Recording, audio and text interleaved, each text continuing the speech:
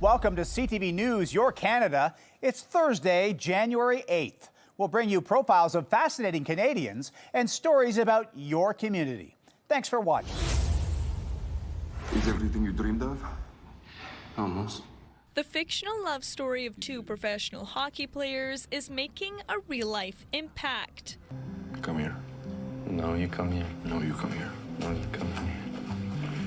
Heated Rivalry is a Canadian TV series that explores the ins and outs of a queer relationship in the shadows of a hyper-masculine sport. Hockey has been probably the most masculine portrayed sport in Canadian society for a really long time, and to have this kind of a romance story portrayed inside the context of men's professional hockey at the highest level, I think will have an impact. Anne Peguerero is a sport management professor at the University of Guelph. She says the show shifts conversations about inclusivity in sport culture. It's going to take a long time to trickle up to the professional level. At You Can Play, we believe that sports are for everybody. Programs like You Can Play are leading the charge with a goal of making sure everyone feels seen and safe in sports. While the representation itself doesn't change hockey overnight, right, it does change who feels welcome to step on the ice tomorrow. And I think that that's really the biggest success of Heated Rivalry. I think it's just brought a community together that's felt neglected. Harrison Brown stars in the series. Before he retired from professional hockey, he came out as the first openly transgender player. It was just a really validating process to be able to take place as just a man in society post my hockey career. But I think it really means a lot to LGBTQ+ fans who haven't always felt welcome by the NHL. Now, the theme of representation in the show isn't limited to the gay love story off the ice. The scenes on the ice were filmed right here at the Sleeman Center in Guelph. It's always great when you watch something on TV that resonates with you because it's in your local community. I think it makes it mean more. Crave has greenlit the show for a second season, but a release date has yet to be announced. Alexandra Holyk, CTV News, Guelph. They're big, bright, and hard to miss. From the north end to the south end of Halifax, you don't have to go far to catch a glimpse of a life-size sticky note. Written on each one, common New Year's resolutions. So things like get in shape or be more social or start a new podcast. It's how a 14-story apartment building on the corner of Hollis and Sackville Street hopes to catch the eye of future tenants. The campaign is called New Year, New Apartment. We want to just inspire people as they're thinking about new, exciting changes this year. Maybe that involves a new apartment. People walking by say it's a nice sight to see. I think it's a unique form of advertising, that's for sure. If nothing else, it's a reminder that we are well into a brand new year. I'm still making the mistake that it's 2025 right now, so I haven't adjusted myself, so I do think it's on the forefront of everybody's mind. There's a total of 12 sticky notes around the city. The campaign was only meant to run for 7 days, though Mother Nature hasn't been helpful. The sticky notes were faced with some wind and wet weather and snow, which we anticipated. It's January in Halifax. Just like a traditional sticky note, it loses its grip over time. But it's hoped thousands of New Year's resolutions can stick it out through 2026. Vanessa Wright, CTV News, Halifax. Through sadness at the passing of his mother, Helen, Jeff Taylor stumbled upon unique family history documented by a veteran of the First World War. Found a stash of paintings underneath her bed. So about 8, 9, 10 of these were underneath her bed wrapped in sheets, and we realized, oh, this is kind of special. What can we do with this? Paintings by Jeff's great-uncle, Ernie Jeffries, who served for the Canadian Cyclist Corps in the First World War. Jeff, barely 4 years old when Ernie died in 1967, remembers vividly the smell of his uncle's pipe and his old color TV. Intrigued by his history, Jeff wanted to learn more about Ernie's time on the front lines through the Canadian War Museum. He was at Vimy, he was at the Somme, he was at Ypres, he was gassed at Passchendaele. He saw the worst of the worst on a bicycle. After the war, to escape from the images imprinted in his mind, Ernie turned to art, imagery, and inspiration he found along the southern shores of Georgian Bay. To think that he survived that and then came back to Collingwood and painted these, it takes the paintings to a whole other level. They tell a collective story about a man who is looking for peace. The Taylors spent the last year gathering Ernie's paintings from other relatives locally and throughout Windsor and Sudbury. They are now on display at the Simcoe Street Theatre. Jeff's father and Ernie's nephew Greg seeing them for the first time on Wednesday. Well, he would be astounded to think that his paintings, 50 years, 100 years later, are being shown. He'd be dazzled. 16 of them will be auctioned off in support of the foundation for Collingwood Marine General Hospital, where Helen was also committed to service as a longtime volunteer. We're certainly touched by the entire story and how incredible it is, and we appreciate all their support. The story of Ernie's unit, the Canadian Cycling Corps, is also featured in a book by Ted Glenn, an author and Humber College professor. Ted Glenn will be speaking next Thursday here at the Simcoe Street Theatre as the auction for 16 of Ernie's paintings continues until the end of January. The hope is that it will raise at least $10,000 for the CGMH Foundation. Mike Lang, CTV News, Collingwood. There's excitement on the ice in Gatineau. And I'm so excited to compete here. Figure skating champion Leah Cho looking forward to competing at the 2026 Canadian National Skating Championships. My favorite part of competing is showing everyone how much I love this sport, and it's just performing and jumping. The event taking place this year at the Slush Puppy Center. This is the biggest event of the year for us. You know, this is a junior and senior competition. 300 athletes from across the country competing in singles, pairs, ice dance, and synchronized skating. Now, if you want to get up close to the action, there are several events every day this week, with many looking forward to Sunday when we find out who will represent Team Canada at this year's Winter Olympics. Nationals is always a big deal, but every four just gets a little more attention. We just appreciate seeing the figure skating in person.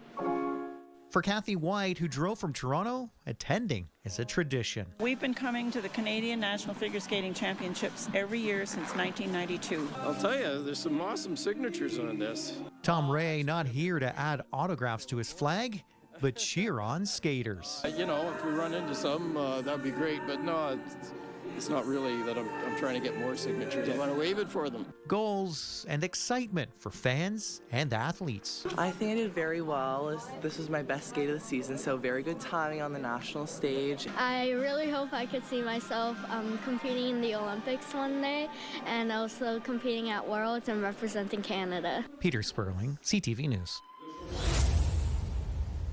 Welcome to your new home. Amy Savard is stepping into her new home. She's the winner of this year's grand prize in the Chio Dream of a Lifetime lottery, a package worth $3.7 million. How do you feel? I'm speechless. I'm still trying to wrap my head around it. It doesn't feel real. It's her first time seeing the Minto Dream Home in person. Unreal. And touring the more than 5,300 square feet, including 2 primary bedrooms. Oh, wow. And a full-featured basement, including state-of-the-art theater room. It's hard to believe. The grand prize also includes cash, a Mercedes SUV, groceries, and more. I am so excited. I don't know what to say. I'm still trying to process everything, but obviously very grateful and excited to be here. Savard says she's been purchasing tickets to the lottery for several years. Honestly, I don't have any kids myself, but a lot of my friends have kids, and I know how important Chio is for the community, so it's just a way to give back. Voila. Thank you very much. Winners of other prizes in the lottery announced too, including Luke Clark, winning the 50-50 draw worth just over $1 million. I mean, we always hope that we're going to win, but we never think we're going to win. This is the largest Chio Dream of a Lifetime lottery yet, with $5.2 million in prizes. But of course, the real winners are the children at Chio. Everything that happens at Chio happens with community support. So this being our largest fundraiser, this is exactly how we provide our colleagues at Chio Research Institute, Roger Nielsen Children's Hospice with the resources they need to do the great work they do for all the kids and families that rely on us. As for Savard, an exciting day and win. I was still convinced it was a scam. When they called me, I was like, this can't be real, right? But I brought my mom with me, and we were just talking about how excited we are, and such a great way to start the new year. Oh, wow. Peter Sperling, CTV News. Ready to step out on the ice and hoping to sweep the competition aside, is Team Bonneau from Thunder Bay. Great to be back in North Bay. Mike and I, my teammate, we played the mixed Provincial here a few years ago and we had success. So it's exciting to be back and playing another Provincial Championship here. Team Bonneau is off to a good start at the 2026 Provincial Championships, winning their first match Tuesday. We got to play a U18 team last night that played really well. They're local, and it's exciting to see the new generation coming up. There are 23 teams fighting for glory, 16 men's and 7 women's.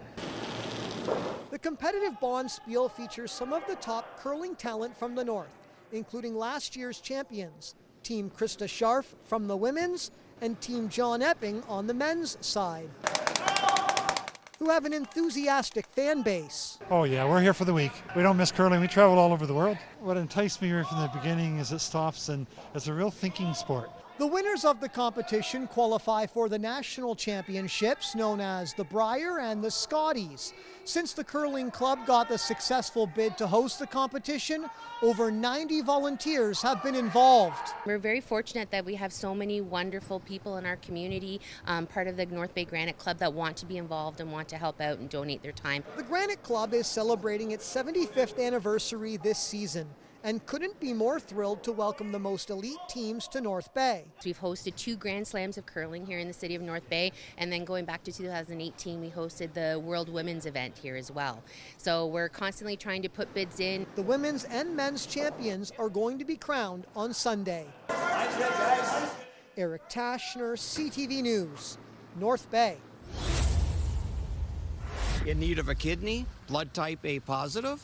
Dwight Hesman is trying something different after being diagnosed with kidney failure 3 years ago. Very scary, very frustrating. He is advertising his plight and reaching out to the public for help. It's a slow process. 6 months ago, he decided to take action, attempting to increase his chances of getting a living kidney donor by publicly listing his phone number on multiple vehicles across Windsor, Essex. He says he's received half a dozen inquiries since. Just the fact that somebody would entertain the idea of actually, being interested in doing this it's mind-blowing. Some friends and family are also spreading the word, attaching the same magnets on their vehicles. Hesman tells CTV News he is on a wait list for a deceased donor, which would help extend a recipient's life by approximately 5 years.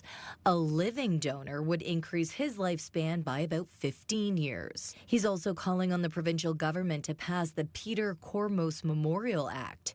The bill proposes to make organ and tissue donation a procedure to opt out of rather than the current system where a donor needs to opt in. Well, there's a definite need. For more information on organ donation or to speak directly with Hesman, head to ctvnewswindsor.ca. If you build it, they will come. The city of Steinbach and its Southeast Event Centre is hosting some of the top curling teams from around the globe this week, including Gimli's own Carrie Anderson. We haven't played an event in Manitoba since 2020, so to be able to be back and in Manitoba is pretty special. The Crown Royal Players Championship is the Grand Slam of curling's final event of the season, and Anderson says these tournaments definitely live up to the hype. We have so many amazing, talented athletes here and at the biggest events, and it's definitely, it makes you better. It makes you a better player, and it makes you push yourself to be the best. The tournament marks the Grand Slam's first full-scale event in Manitoba in 8 years, and while the men's and women's titles won't be decided until Sunday, the tournament is already a win for the $75 million facility. It officially opened in August, and the Players' Championship is the arena's biggest draw to date. It's an incredible moment for this community.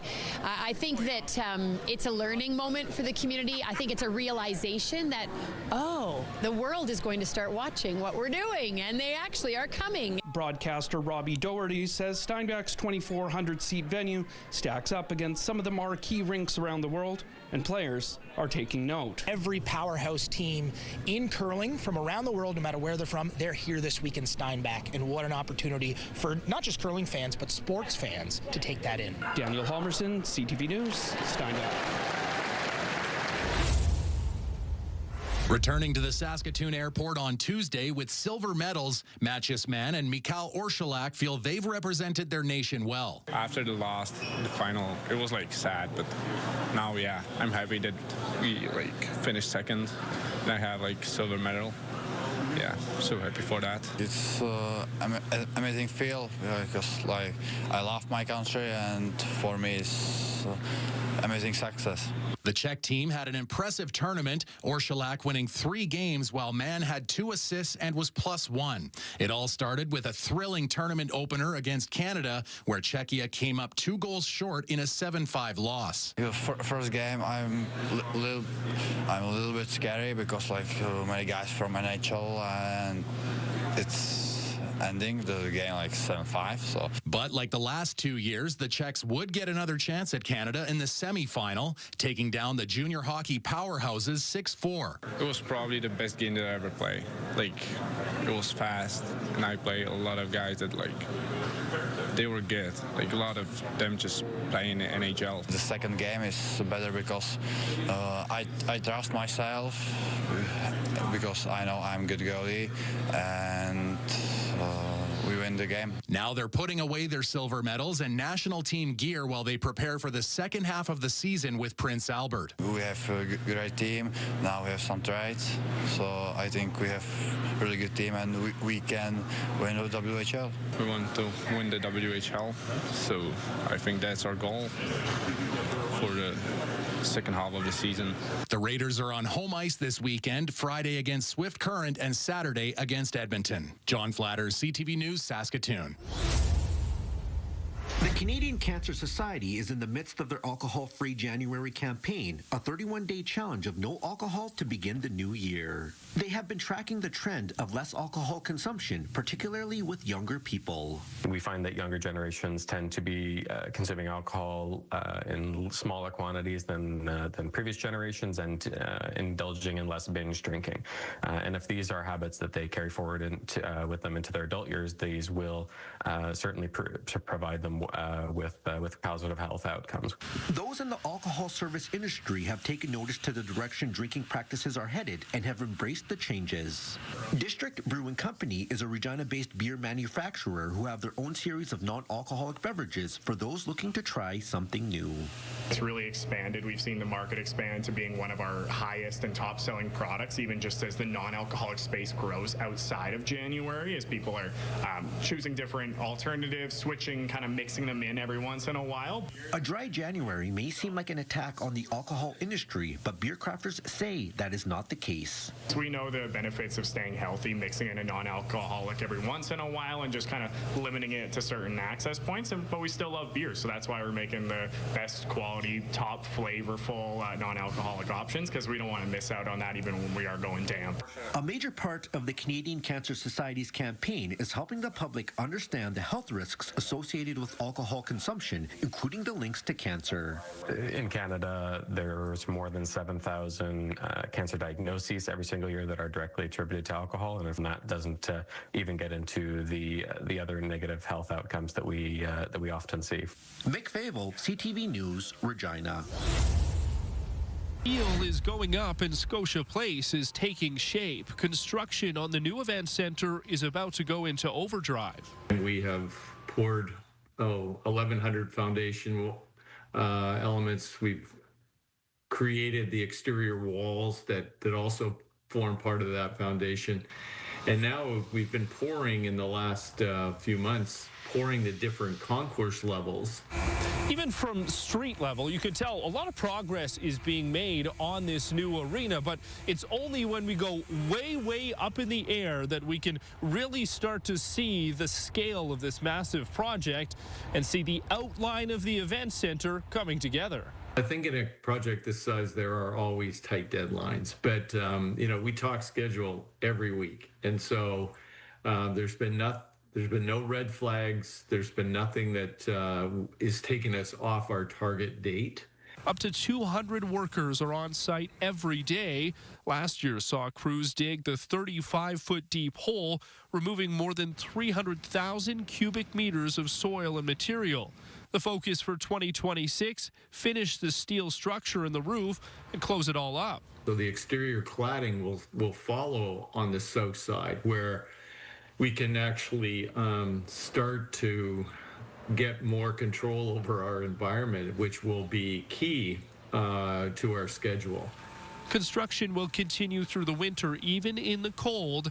The event center is still on track to open in the fall of 2027. Jordan Cadigan, CTV News, Calgary.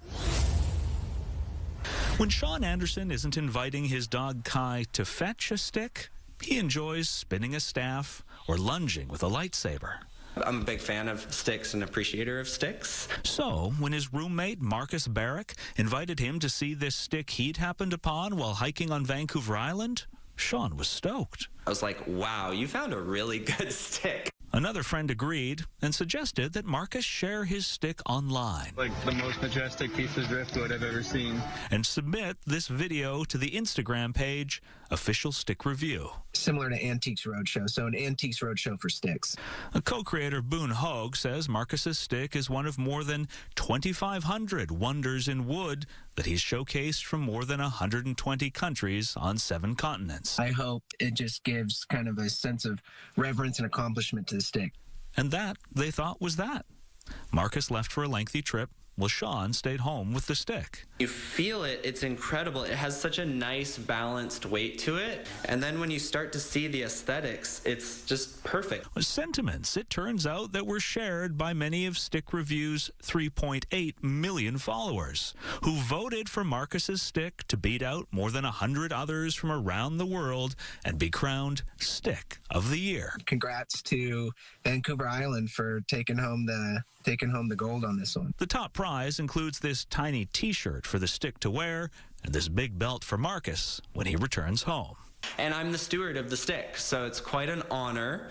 While Sean is ensuring that Kai plays with any other stick but the world's best, Marcus is studying Buddhism around India and says that although his stick has the potential to be wielded as a weapon, is choosing for it to inspire more peaceful pursuits. Yeah, I guess it should bring more presence and awareness to nature, you know. He hopes the global attention encourages people to protect and appreciate BC forests and perhaps pause, no matter where you live, to realize the potential of a stick. So something as mundane as a stick can really bring a lot of joy to people. Adam Swatsky, CTV News, Duncan.